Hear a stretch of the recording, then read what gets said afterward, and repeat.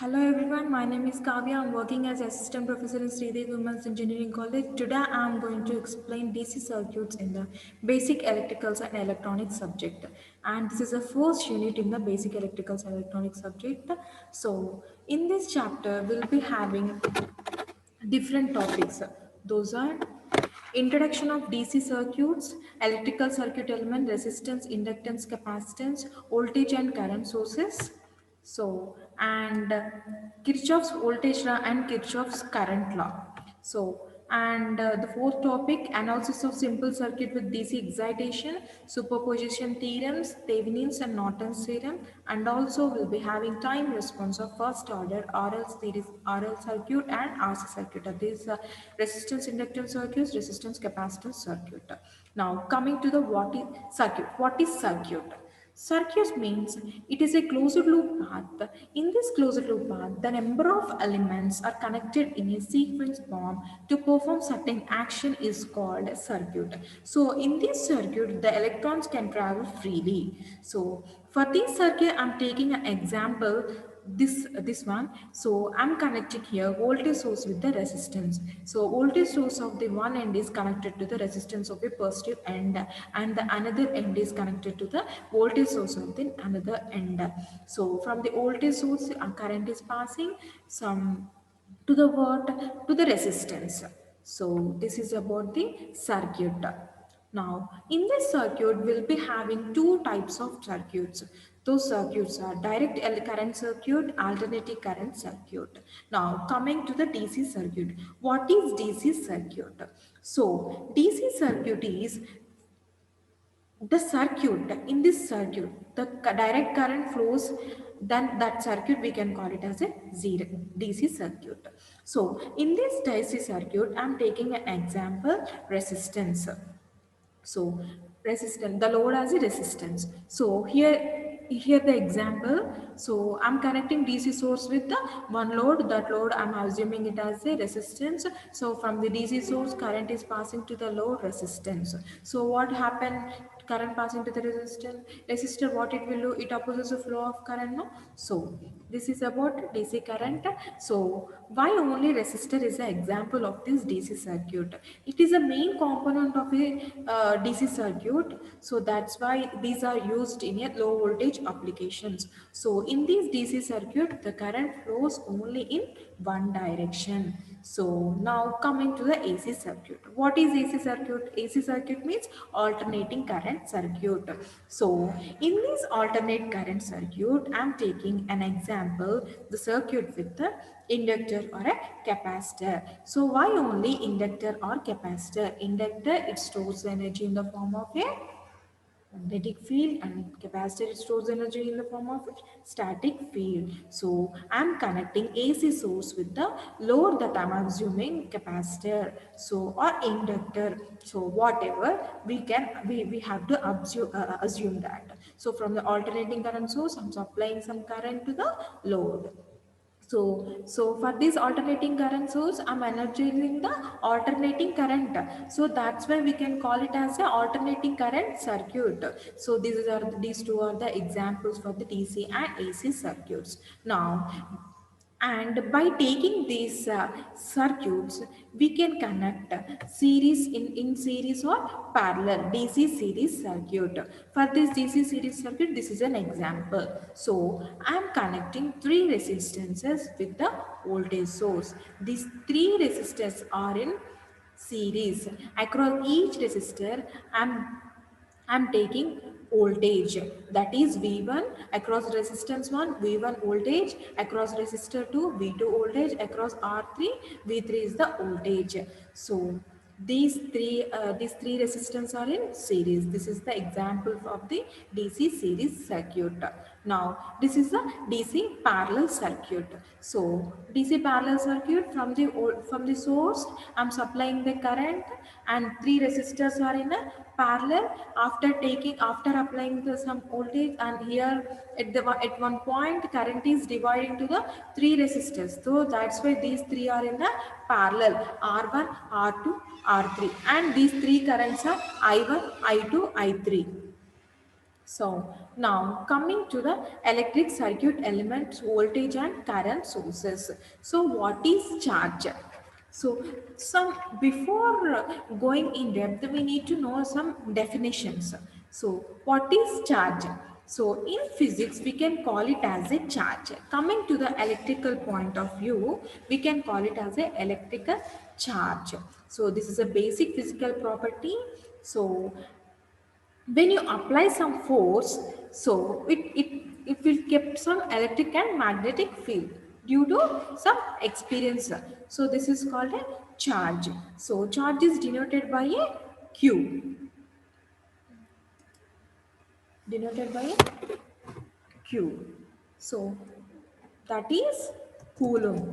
One coulomb is equal to one coulomb 6.242 into 10 power 18. So this is a 1 coulomb. 1 coulomb of charge is equal to 6.242 into 10 power 18.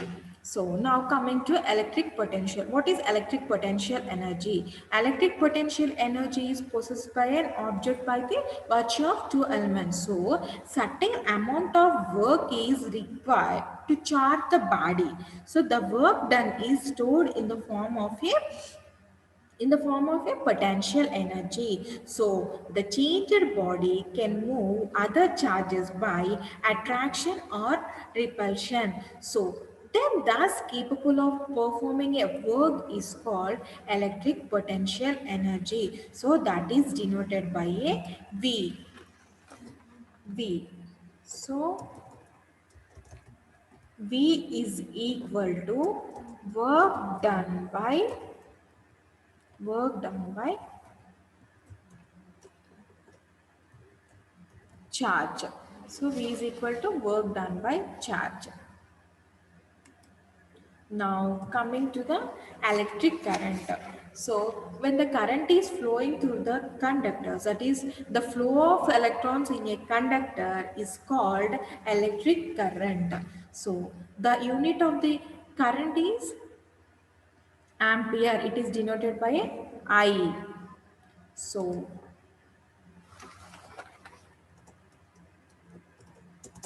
current is denoted by I, and units are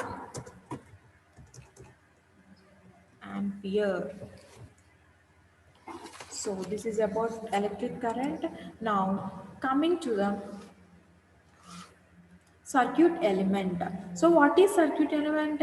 Any individual circuit component with two terminals by which it may be connected to the another circuit element, that is another electric element. Those elements are resistor, capacitor, inductor. So I'll show you the symbol of resistor.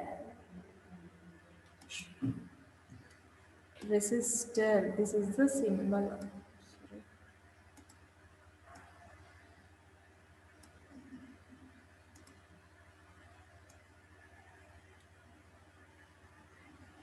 This is resistor and this is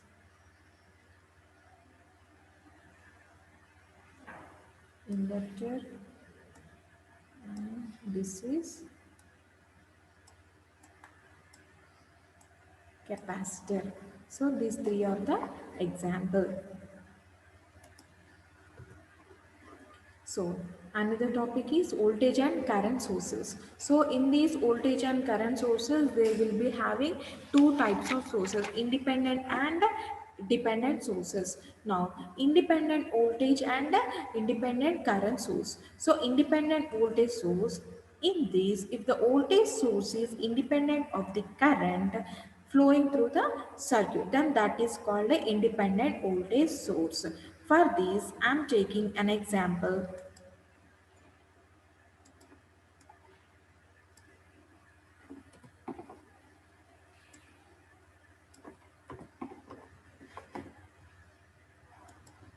So for this independent source, I'm taking a single cell.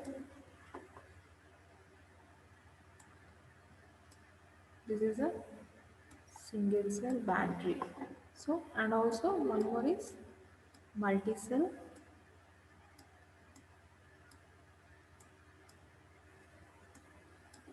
So this is called,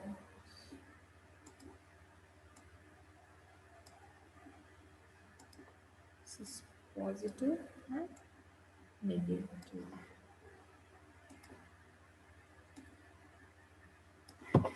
So in the same way here also it's positive and negative. These are the example. And coming to the source also, it is, I'm taking as DC voltage.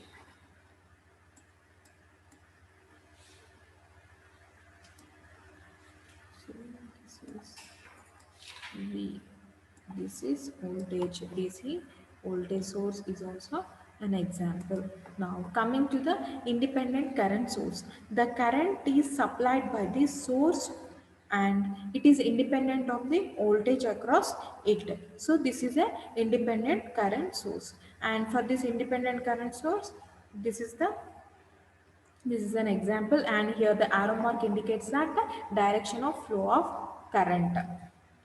Now, coming to the voltage dependent voltage source and current dependent voltage. So, voltage dependent voltage source, we can call it as a voltage controlled voltage source in which the source voltage is dependent on the voltage in the circuit. It is denoted by a K. Here you can observe this is K. What is K? K is a K is a dimensionless quantity. And current dependent voltage source, this is this is a symbol, and in this this is also called a current controlled voltage source in which the source voltage, whatever the voltage we are applying to this, it is depends on the current flowing through the another element in the circuits. That's why it is represented by a and this is the scaling factor.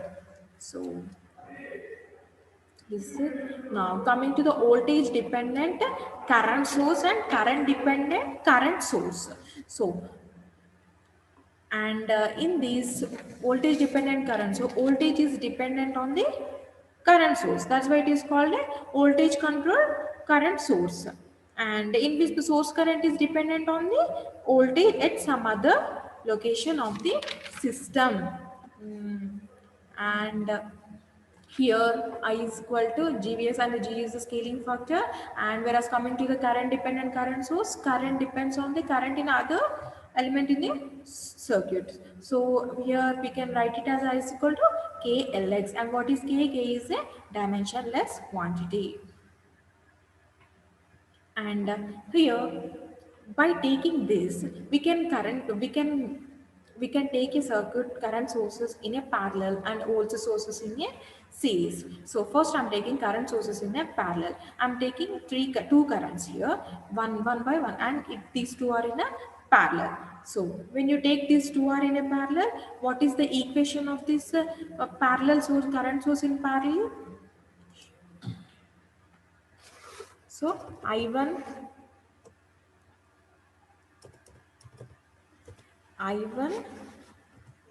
plus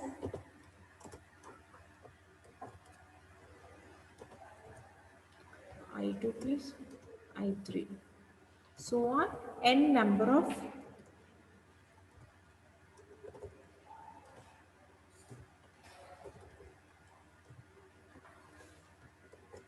so this is the series, this is a parallel currents in n number of currents.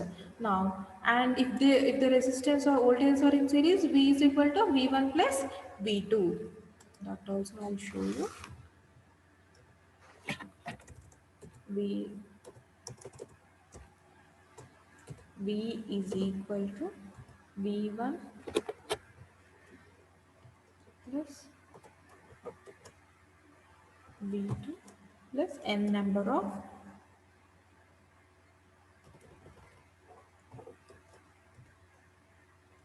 so n number of voltage sources in a series. This is about a series and parallel connection.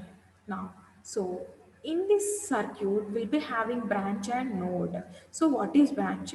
One or more components are connected in a series between any two nodes are usually called as a branch. There will be no other branches connected in a between two nodes of a one branch. So that is called a branch. And when an element exists between two nodes, the path from one node to another through this element. Here this is the full branch, and these are the branches. And now coming to the node, a node is usually indicated by a dot in a circuit. Here you can see. So if it between two nodes, these are the nodes, and two or more elements are in series. If they share a single node, and they can carry the same current in the circuit. When two or more elements are in a parallel, they connected to the same two nodes, but they have the same voltage across them. This is about the branch and node.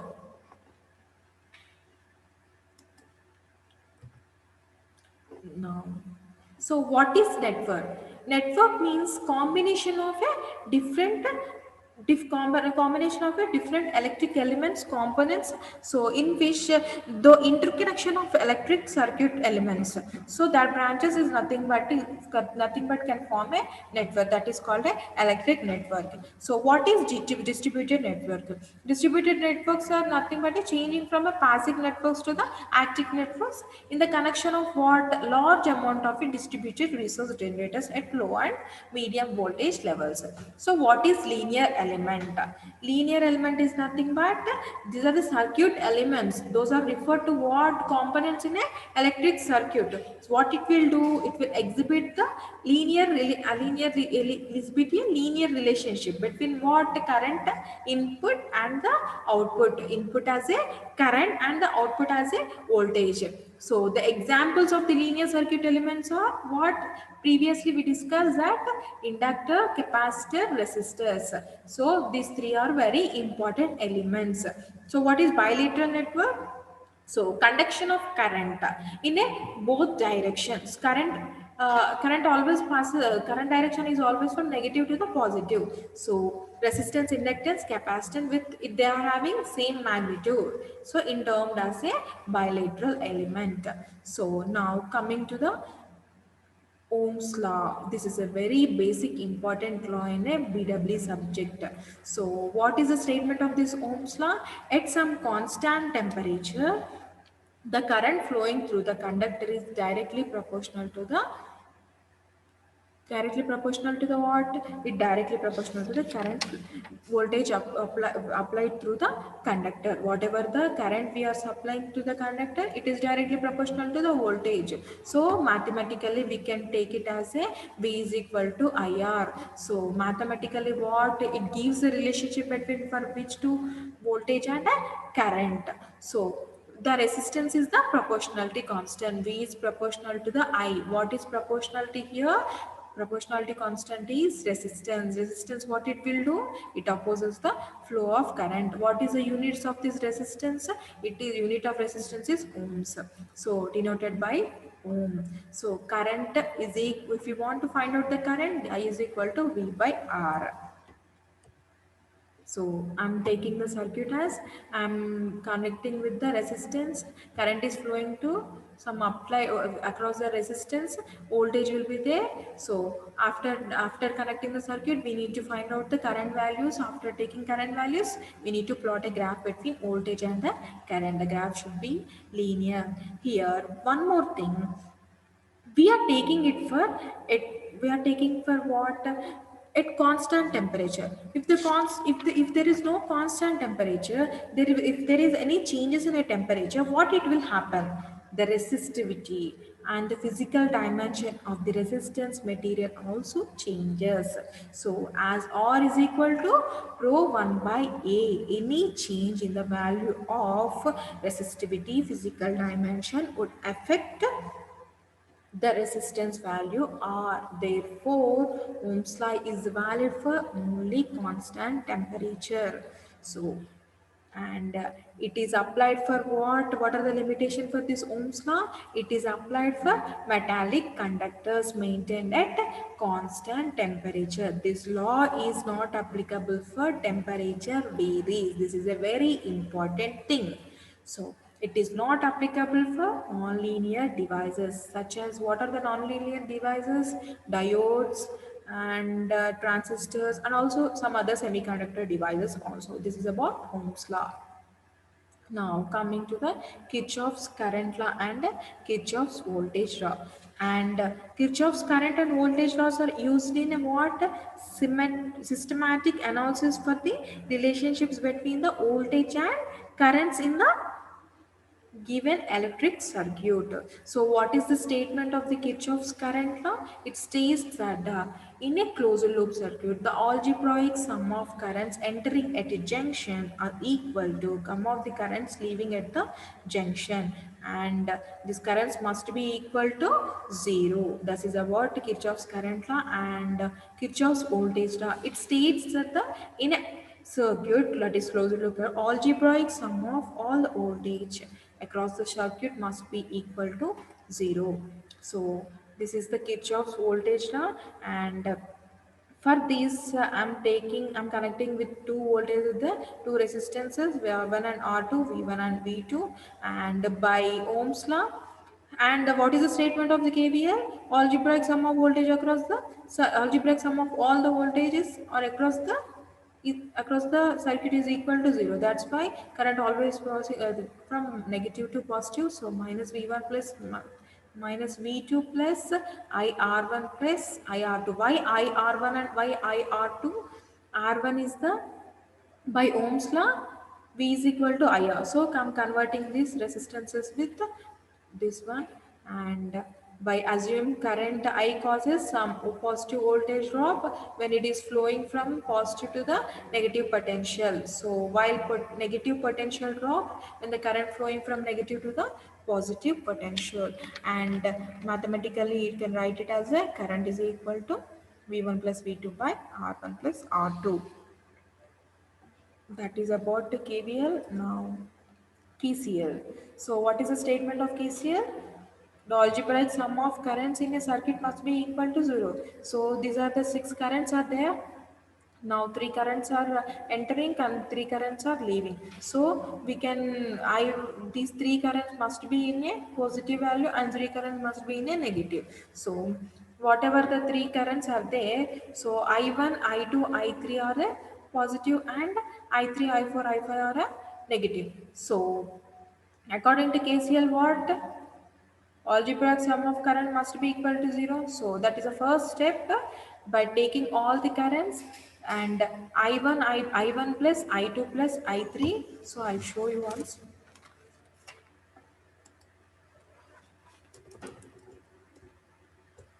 I1 plus I2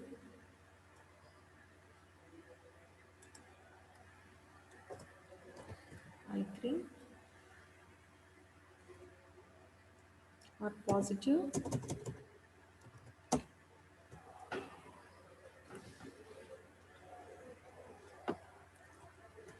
I3.